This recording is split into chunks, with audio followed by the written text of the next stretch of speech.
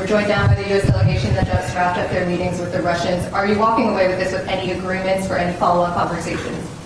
Well, I would start by saying we've agreed on 4 principles that I think are important. The first is that we're going to appoint our teams respectively to work very quickly to reestablish the functionality of our respective missions in Washington and in Moscow. For us to be able to continue to move down this road, we need to have diplomatic facilities that are operating and functioning normally. The second point is that we're going to appoint a high-level team from our end to help negotiate and work through the end of the conflict in Ukraine in a way that's enduring and acceptable to all the parties engaged. The third point is to begin to work at a high level as well, to begin to discuss and think about and examine both the geopolitical and economic cooperation that could result from an end to the conflict in Ukraine. Obviously, we'd have to see that conflict come to a successful and enduring end in order for that to be possible.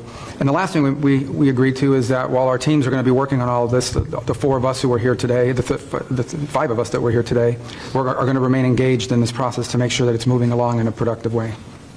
What does an enduring and successful end look like? Did you present any proposals to the Russians today?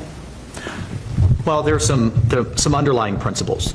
This needs to be a permanent end to the war and not a temporary end as we've seen in the past.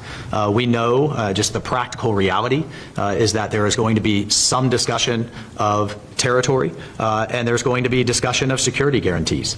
Those are just fundamental basics that will undergird and underlie any type of discussion. But I think the most important part is the President has stated his desire, his determination to end this war, to end the killing that is going on, the death and destruction that is happening as this war goes on and on, month after month after month, and the killing fields of eastern and southern Ukraine is unacceptable. It is not in the interest of either country. It's not in the interest of the world, and certainly not in the interest of the United States and Europe. So all of those things will drive the negotiations going forward. And as you can see, President Trump is determined to move very quickly.